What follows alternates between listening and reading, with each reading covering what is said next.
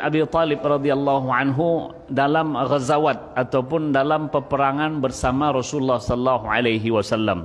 Pada pertemuan yang terakhir saya menyampaikan peran Ali bin Abi Thalib di perjanjian Hudaybiyah, di mana Ali bin Abi Thalib radhiyallahu anhu adalah sebagai notulen yang menulis isi perjanjian atas perintah dari Rasulullah sallallahu alaihi wasallam. Malam ini kita akan lanjutkan.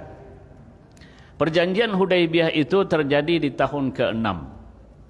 Isinya diantaranya adalah gencatan senjata 10 tahun, kemudian umrah diundur menjadi tahun berikutnya, yaitu tahun ke-7.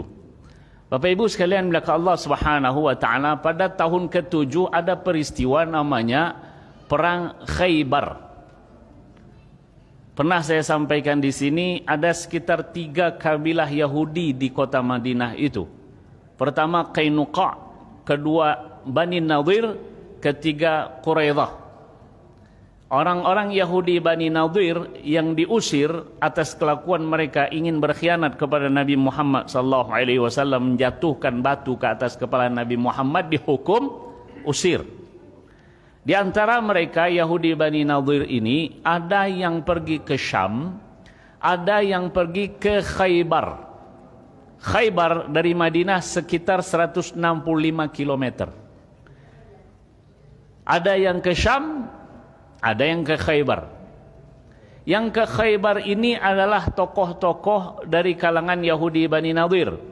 Ada Huyai bin Akhtab, ada Salam bin Abil Huqaiq, ada Kinanah bin Ar-Rabi bin Abil Huqaiq. Pemimpin-pemimpin Yahudi benci kepada Rasulullah sallallahu alaihi wasallam dan benci para sahabat yang berada di kota Madinah. Sehingga mereka ini di Khaybar berbuat ulah. Apa ulah mereka? Memotivasi orang agar benci kepada Rasulullah, agar menyerang kota Madinah. Yang penting sakit melihat orang senang, gitu aja lah itu. Pemimpin Yahudi sakit melihat Rasulullah dan para sahabat akrab, ukhuwah Islamiyah terjalin, itu sakit hati mereka. Sehingga selalu berbuat ulah. Maka oleh sebab itu Bapak Ibu sekalian yang dimuliakan Allah Subhanahu wa taala, di antara ulah mereka ini adalah perang Khandaq itu atas ulah daripada orang-orang Yahudi Bani Nadir yang diusir dan menetap di Khaybar. Karena Khaybar ini menjadi tempat yang berbahaya sehingga Rasulullah mengambil keputusan untuk memerangi dan menyerang. Sahabat Rasulullah sallallahu alaihi wasallam yang ikut untuk menyerang Khaybar ini sebanyak 1.400 orang, dan mereka ini yang ikut dalam perjanjian Hudaybiyah. Perjanjian Hudaybiyah ini kan aslinya mau umroh, Pak. Ini jumlahnya 1.400. Namun tak jadi, jumlah mereka 1.400. Rasulullah sallallahu alaihi wasallam sampaikan Allah akan memberi kemenangan di Khaybar. Nah, itu berita gembira dari Rasulullah sallallahu alaihi wasallam. Kalau Rasulullah sudah mengatakan Allah akan memberikan kemenangan di Khaybar, pastilah menang.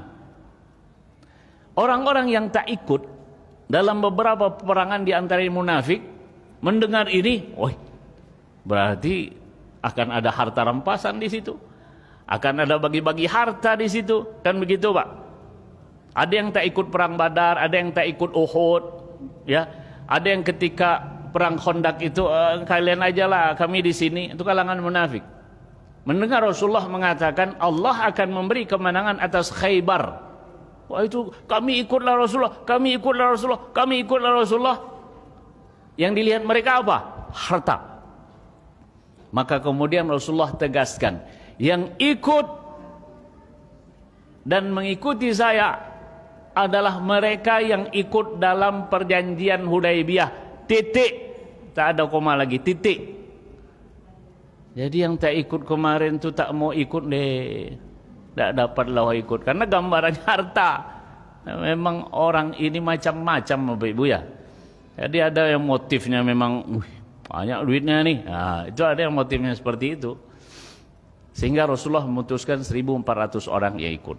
Bapak Ibu sekalian belaka Allah Subhanahu wa taala, Khaybar adalah tempat di mana orang-orang Yahudi bertempat di situ dan dikelilingi oleh beberapa benteng. Yang saya ingat saja bentengnya itu, pertama ada benteng Marhab, yang kedua ada nama bentengnya Ni'am, ada Sa'ab, ada Zubair, ada Ubay, ada Nizar, ada Qamus, ada Salalim, ada Watih.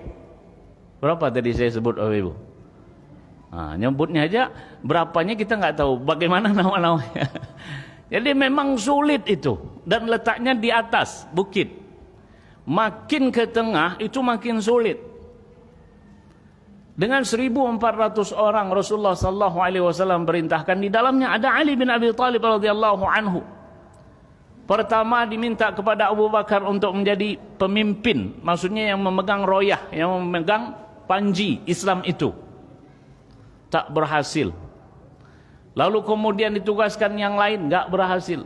Ditugaskan yang lain juga enggak berhasil. Hingga akhirnya Rasulullah sallallahu alaihi wasallam menyampaikan pada malam hari. Ini sampaikan oleh Rasulullah sallallahu alaihi wasallam. Apa kata Rasulullah sallallahu alaihi wasallam? Akan saya berikan panji ini kepada seseorang yang dengannya Allah beri kemenangan. Satu, berita gembiranya dengannya atas izin Allah diberi kemenangan. Yang kedua, yuhibbullaha wa rasulahu. Sosok yang akan saya beri panji nanti itu sungguh-sungguh orang beriman, cinta kepada Allah, cinta kepada Rasulullah. Dan yang ketiga, wa yuhibbullaha wa rasulahu, dan dia juga adalah sosok yang mencintai Allah dan Rasulnya. Bapak Ibu, kalau kita lihat apa yang disampaikan Rasulullah sallallahu alaihi wasallam itu adalah Allah akan memberi kemenangan kepada orang yang akan saya tugaskan pegang panji ini. Apa sebab? Dia cinta kepada Allah dan Rasul, dan Allah dan Rasul mencintainya, dan dia cinta kepada Allah dan Rasul. Jadi kalau ingin menang itu, kita cintai Allah dan Rasul. Kan begitu ya Pak?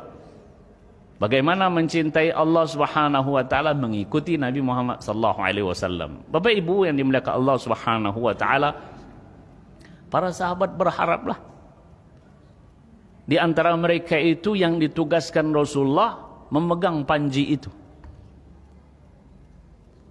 Bahkan Umar bin Khattab radhiyallahu anhu, tak pernah saya berharap menjadi pimpinan, tak pernah saya berharap menjadi komandan, kecuali saat itulah saya berharap sekali panji itu besok ketika Rasulullah umumkan nama saya yang disebut. Kenapa? Allah beri kemenangan. Kedua, mencintai Allah dan Rasul, dan Allah dan Rasul mencintainya. Ini kan satu derajat yang tinggi kan Pak. Bagaimana seseorang mencintai Allah dan Rasul, kemudian Allah dan Rasul mencintainya. Kalau mencintai Allah dan Rasul, hal yang wajar dan itu dituntut. Namun pertanyaannya, apakah Allah dan Rasul sayang cinta kepada kita? Kan kita tidak tahu. Ridha kepada Allah sebagai Rabb, ridha kepada Nabi Muhammad sebagai Nabi dan Rasul, wajar karena kita adalah orang Muslim, orang yang beriman. Namun kita tahu tidak Allah Subhanahu wa taala ridha kepada kita? Kan kita nggak tahu. Sementara pernyataan Rasulullah sallallahu alaihi wasallam, orang ini cinta kepada Allah dan Rasulnya, dan Allah dan Rasulnya cinta kepadanya. Itu dia Pak. Maka keesokan harinya selesai sholat subuh, Rasulullah sallallahu alaihi wasallam itu sudah berdetak jantung para sahabat mengharap mereka yang dapat sebagai pimpinan ataupun komandan perang berhadapan dengan Yahudi Khaybar. Kalau yang pengecut kan, mudah-mudahan tidak saya lah, mudah-mudahan tidak saya, gitu. Tapi para sahabat ini berharap surga semuanya.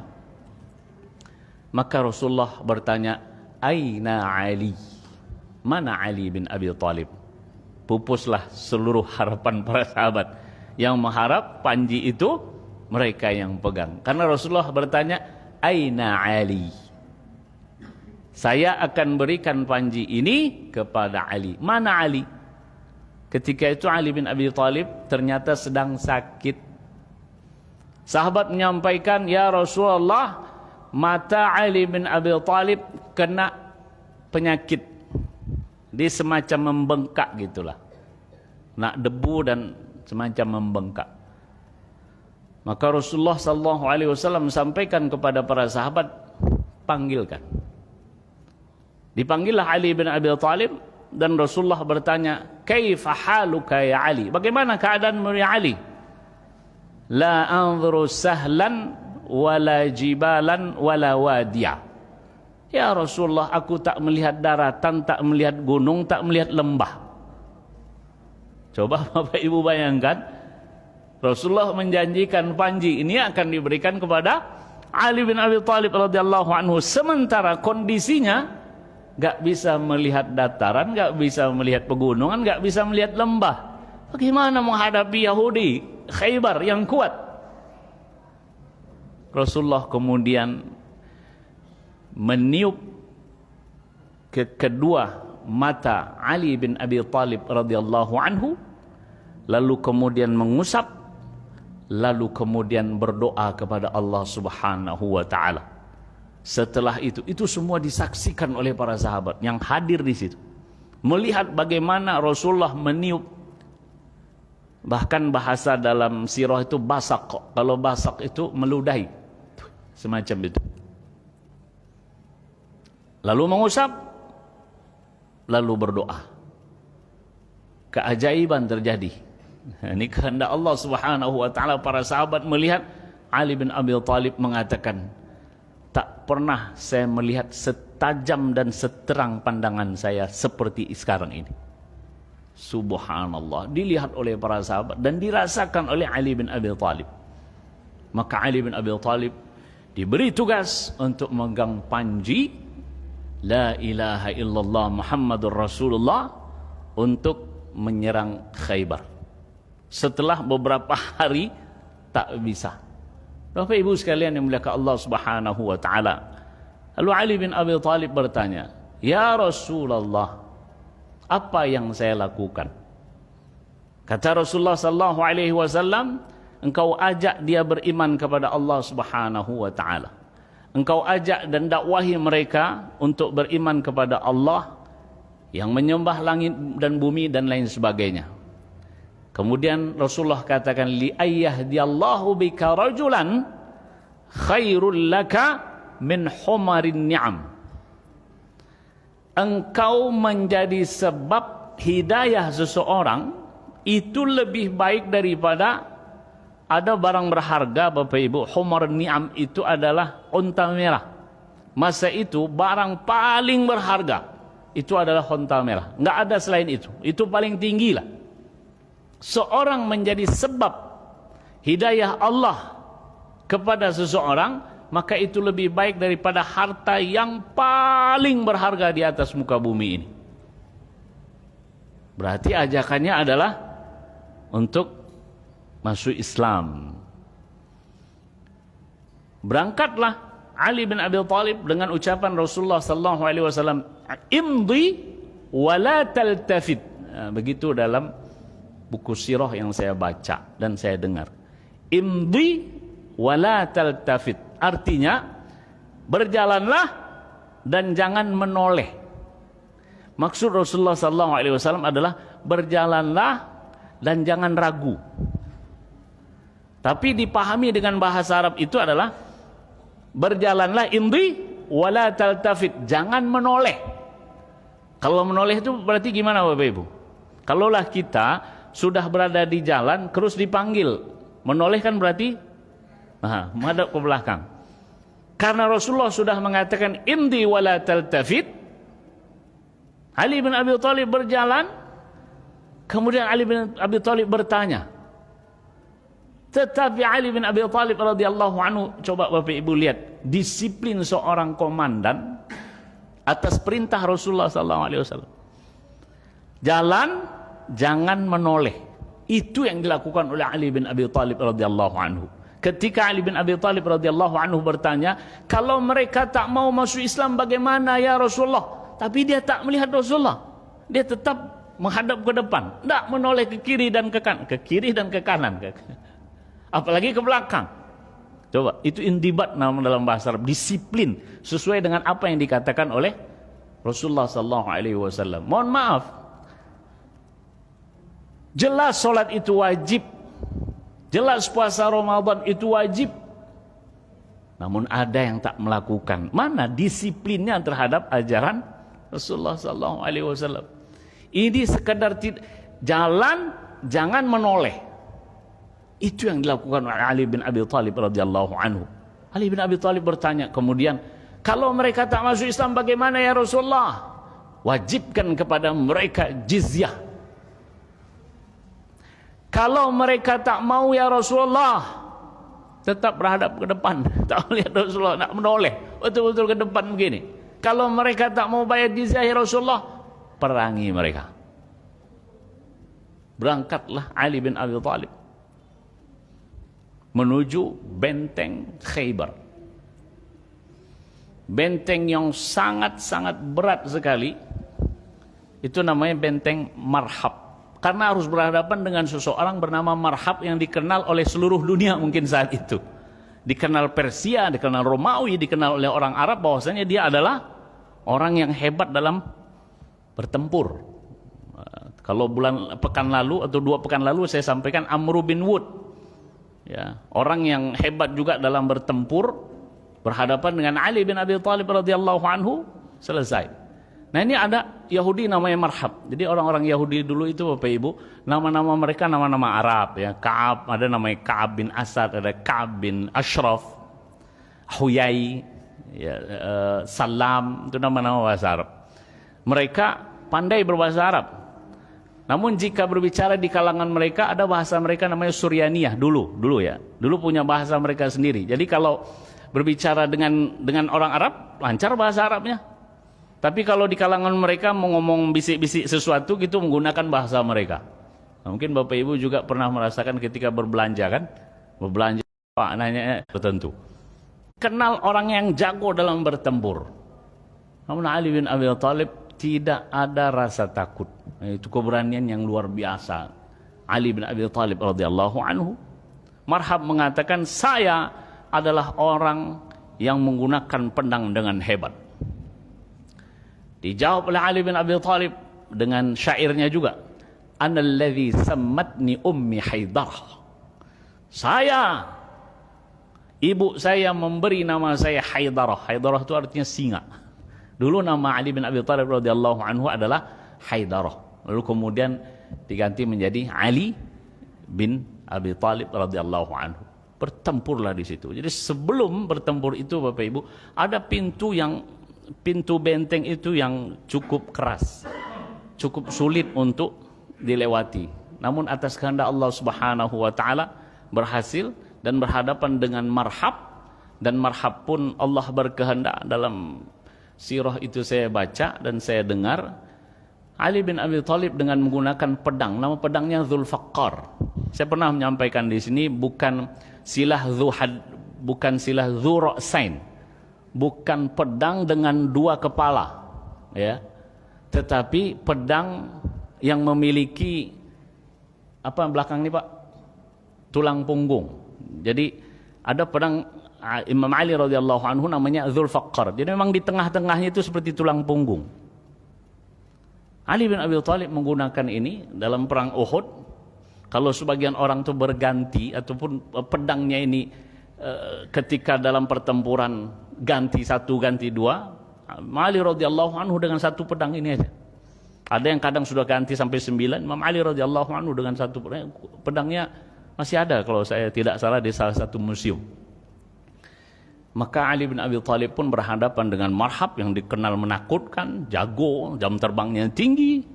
Dengan sekali pukul, Bapak Ibu yang dimuliakan Allah Subhanahu wa taala, tutup kepala itu ya, dengan 1 pukulan sampai ke giginya. Jadi tutup kepala yang dari besi itu pecah dan membelah kepalanya sampai ke gigi. Sekali pukul. Bagaimana orang-orang Yahudi yang lain tuh nggak ketakutan? Marhab aja buat sekali pukul selesai. Maka mundurlah dari benteng Marhab ke benteng Ni'am, ke benteng Sa'ab bin Mu'adz, ke benteng Zubair, ke benteng Ubay, ada benteng Nizar, kembali lari lagi ke Komush, lari lagi ke Salalim. Ketika berada di atas itu, para sahabat termasuk Ali bin Abi Thalib radhiyallahu anhu memutus jalur air sampai benteng Watih. Nah, itu akhir bentengnya. Jadi Allah berkehendak, dengan izin Allah Subhanahu wa taala, Allah perlihatkan kepada kita begitu kuat dan beraninya Ali bin Abi Thalib radhiyallahu anhu, enggak ada yang ditakuti kecuali Allah Subhanahu wa taala. Jadi Khaybar ini berakhir dengan menyerahnya Yahudi yang berada di Khaybar, dan terbunuh dari kalangan mereka itu sekitar 93 orang, dan dari kalangan umat Islam dalam riwayat dikatakan 20, riwayat lain yang mengatakan 15 orang yang syahid. Bapak Ibu sekalian melihat Allah Subhanahu wa taala, ini terjadi pada tahun ke-7. Bagaimana peran Ali bin Abi Thalib pada perang Khaybar? Sangat urgen sekali kan perannya. Ya, atas izin Allah Subhanahu wa taala melalui perintah Rasulullah, Ali bin Abi Thalib yang menyelesaikan benteng-benteng Yahudi Khaybar. Masuk kita ke tahun 8. Tahun ke-8 ini dikenal dengan Fathu Makkah. Apa peran daripada Ali bin Abi Thalib radhiyallahu anha pada Fathu Makkah? Rasulullah sallallahu alaihi wasallam mendapatkan informasi dari orang yang dizolimi. Orang yang dizolimi ini adalah yang bersekutu dengan Nabi Muhammad. Jadi begini Bapak Ibu, ada dua kabilah, satu Khuza'ah, yang kedua Bakar. Dalam perjanjian Hudaybiyah, siapapun dari kabilah yang berpihak kepada Nabi Muhammad dipersilahkan. Maka kafir Quraisy nggak boleh menyakiti Khuza'ah. Khuza'ah yang memilih Rasulullah sallallahu alaihi wasallam, bersekutu dengan Nabi Muhammad sallallahu alaihi wasallam. Sementara yang bersekutu dengan kafir Quraisy namanya Bakar. Maka yang bersekutu ini nggak boleh dizolimi. Rasulullah SAW dan para sahabat nggak boleh menzolimi kabilah yang bersekutu dengan kafir Quraisy. Dan ini tentu tidak akan dilakukan oleh Rasulullah dan para sahabat. Sementara Bakar dan Quraisy tidak boleh juga menzolimi Khuza'ah yang bersekutu dengan Nabi Muhammad. Ini sudah perjanjian, sudah dicap dengan khatam Nabi Muhammad SAW. Ternyata Bapak Ibu yang dimuliakan Allah Subhanahu wa taala, Bani Bakar ini menyerang Bani Khuza'ah. Ditolong senjata oleh kafir Quraisy.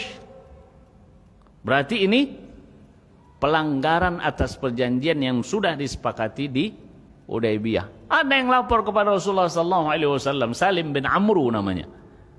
Rasulullah dengar, nusir ya Salim. Kata Rasulullah, engkau akan diberi kemenangan. Rasul paling marah kalau ada perjanjian dilanggar, itu sangat-sangat marah. Maka Yahudi Bani Nadir itu kan diusir, Yahudi Bani Qainuqa diusir, Yahudi Bani Quraidah dibunuh. Kenapa? Berkhianat atas perjanjian.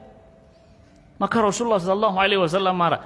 Janjinya kan 10 tahun gencatan senjata. Yang bersekutu jangan diapa-apakan. Ternyata baru jalan 2 tahun. Perjanjian Hudaybiyah tahun ke-6. Tahun ke-8 lah berulah pula orang kafir Quraisy itu. Maka Rasulullah SAW dengan diam-diam informasi untuk Fathu Makkah. Diam-diam ini maksudnya agar jangan sampai orang-orang kafir Quraisy mengetahui. Jumlah mereka ini ada 3.000 sekarang di kota Mekah. Yang akan berangkat pada Fathu Makkah itu 10.000. Rasulullah merahasiakan informasi agar tak sampai kepada mereka kafir Quraisy, sehingga tak terjadi pertumpahan darah. Itu yang diinginkan Rasulullah. Rasulullah tak ingin pertumpahan darah di kota Mekah, itu tak boleh. Ya kan? Tak menginginkan. Maka inginnya apa? Secara tiba-tiba, mereka kaget, tak siap, tak bisa berbuat apa-apa lagi. Sementara Rasulullah dan para sahabat tidak akan melukai. Itu yang diinginkan oleh Rasulullah SAW. Jadi rahasiakan. Bahkan Rasulullah berdoa, ya Allah, cabutlah pandangan mereka dari informasi ini. pendengaran mereka dari informasi Fathu Makkah ini. Ya, Rasulullah sallallahu alaihi wasallam mempersiapkan. Ternyata Bapak Ibu, ada seorang sahabat yang dia mengetahui akan hal ini, kemudian dia khawatir atas keluarganya yang ada di kota Mekah. Ya, dia bukan penduduk asli kota Mekah. Namun dia datang, kemudian masuk Islam, kemudian ketika hijrah dia hijrah. Khawatir dengan keluarganya yang masih ada di situ. Hatib bin Abi Balta'ah nama sahabat ini. Maka diam-diam dia buat surat. Dan surat ini dititipkan kepada seorang wanita. Agar wanita ini pergi ke kota Mekah, sampaikan berita ini kepada keluarganya. Ini yang tidak diinginkan oleh Rasulullah. Kenapa? Khawatir jika mereka tahu, mereka akan siap-siap dengan senjata mereka, peralatan mereka, maka akan terjadi pertumpahan darah. Hatib bin Abi Balta'ah menitipkan itu kepada seorang wanita, dia pergi. Dha'inah itu satu perempuan yang melakukan perjalanan sendiri. Dalam bahasa Arab begitu. Jadi berangkatlah. Turun wahyu Allah Subhanahu wa taala menyampaikan kepada Rasulullah sallallahu alaihi wasallam, mana peran Ali bin Abi Thalib. Rasulullah kemudian memanggil Ali bin Abi Thalib dan Az-Zubair bin Awwam radhiyallahu anhu. Saya tugaskan kalian berdua, Ali bin Abi Thalib dan Zubair bin Awwam, pergi ke tempat, nama tempatnya Raudhatu Khah, Taman Khah. Di situ kalian akan jumpai seorang wanita yang membawa surat, isinya informasi akan serangan ke kota Makkah ataupun Fathu Makkah. Imam Ali radhiyallahu anhu mendengar yang menyampaikan adalah Rasulullah, tak akan mungkin berkata kecuali berkata benar. Maka bersegeralah Ali bin Abi Thalib radhiyallahu anhu, sampailah berjumpa dengan wanita tersebut di taman namanya Khah. Kata Ali bin Abi Thalib, keluarkan surat yang dititipkan kepadamu. Wanita ini mengatakan, tak ada surat yang saya bawa. Ali bin Abi Thalib kan mendengar apa yang dikatakan Rasulullah, dan Rasulullah pasti berkata benar. Maka diceklah Pak, di ontanya dicek, di tasnya dicek, semua bekalnya dicek, nggak ada. Ali bin Abi Thalib kemudian menyampaikan lagi, perlihatkan di mana surat yang engkau bawa. Nggak ada doh, kata orang Pekanbaru Pak. Nggak ada.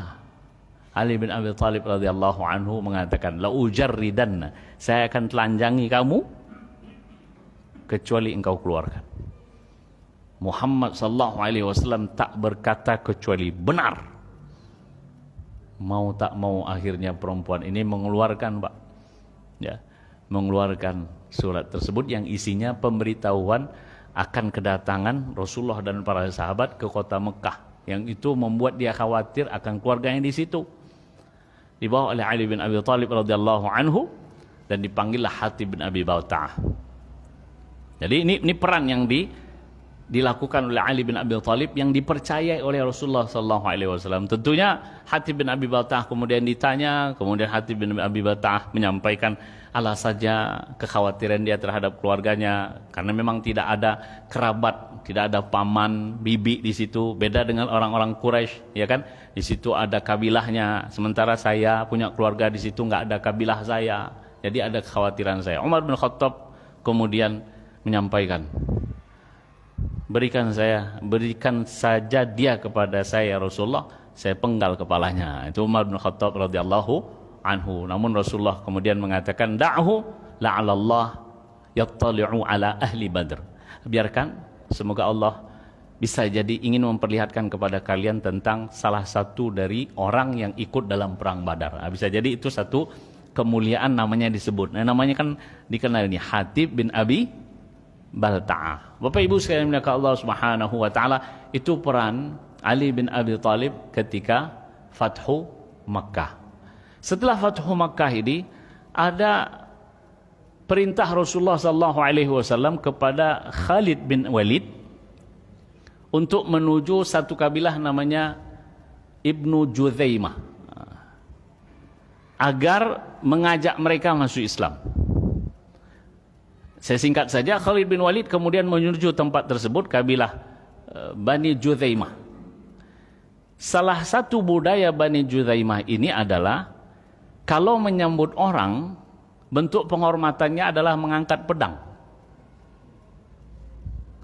Dan mereka memang ingin masuk Islam. Mereka dalam sejarah itu memang mau masuk Islam, tapi kan belum tahu. Kapan kita tahu dia mau masuk Islam? Ya karena membaca sejarah ini. Dia semula nggak tahu Bani Judzaimah ini kalau menerima tamu itu, Khalid bin Walid yang akan datang, mereka angkat pedang. Siapa saja tamu yang dimuliakan itu, mendengar Khalid bin Walid akan datang, mereka angkat pedang. Khalid bin Walid radhiyallahu anhu melihat angkat pedang ini ingin memerangi. Wajar kan Bapak Ibu ya? Jadi semua angkat pedang. Lalu mereka mengatakan soba'na, karena Khalid bin Walid mengatakan aslimu, masuk Islamlah kalian. Mereka menjawab soba'na. Soba'na itu adalah kami telah berganti agama, maksudnya agama ke Islam. Tapi belum punya kalimat aslamna, belum ada kalimat ini. Kalimatnya soba'na. Kami telah pindah agama gitu. Tapi soba'na ini bisa jadi murtad. Maka Khalid bin Walid radhiyallahu anhu ketika mereka melihat mereka mengangkat pedang dan mengatakan kalimat tersebut, akhirnya diperangi. Ada yang mati, ada yang ditawan.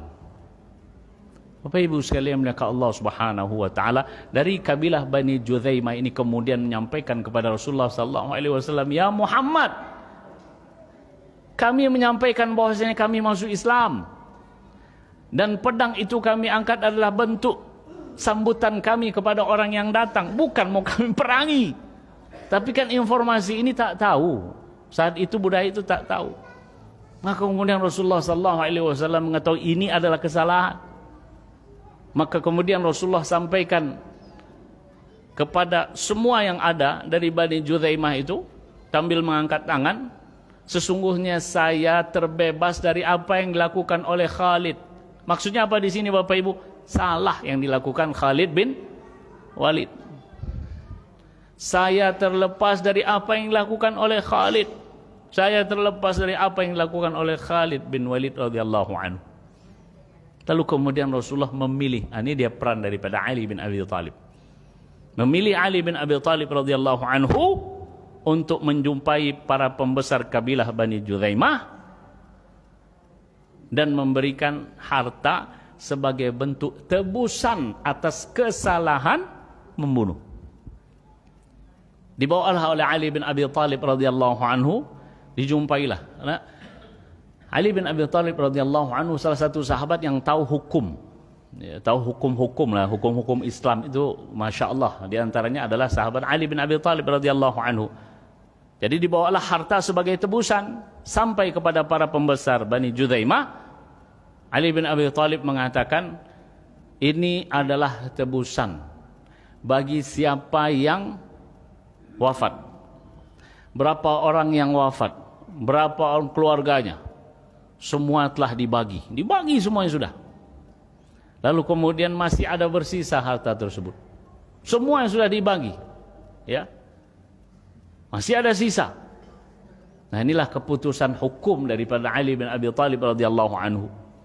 Di mana Ali bin Abi Thalib menyerahkan kepada para pembesar, ini saya tinggalkan kepada kalian, bisa jadi ada yang belum dapat karena kalian atau saya tidak tahu. Kalaupun ada kelebihan maka bagikan. Hal tersebut tidak diketahui oleh Rasulullah. Namun kemudian Ali bin Abi Thalib radhiyallahu anhu menyampaikan kepada Rasulullah, "Ya Rasulullah, tebusan sudah kita bagikan dan semuanya dapat. Namun ketika itu masih ada sisa, maka sisa itu saya tinggalkan. Bisa jadi ada yang saya tidak tahu, atau bisa jadi ada yang tidak diketahui, dia tidak dapat. Dengan sesuatu yang saya tinggalkan, nanti jika tahu, maka itu dibagikan. Kalau masih lebih juga untuk mereka."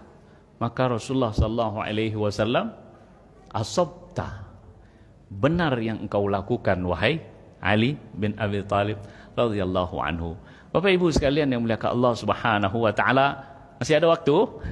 Masih. Satu lagi, dan ini pada perang Taif.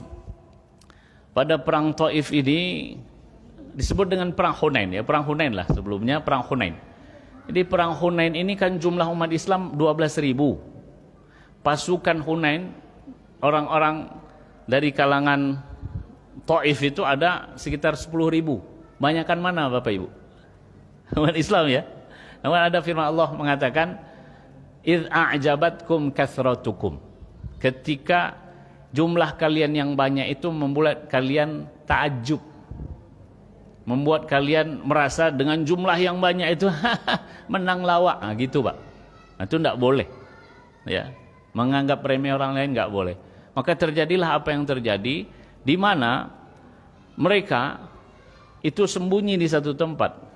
Jadi ketika Rasulullah dan para sahabat itu sudah berada di tengah-tengah, ternyata mereka dikejutkan dengan serangan. Jadi kira nggak ada di tempat tersebut, ternyata mereka sembunyi dan diserang. Berlarianlah para sahabat ini. 100 saja yang bertahan, di antara yang 100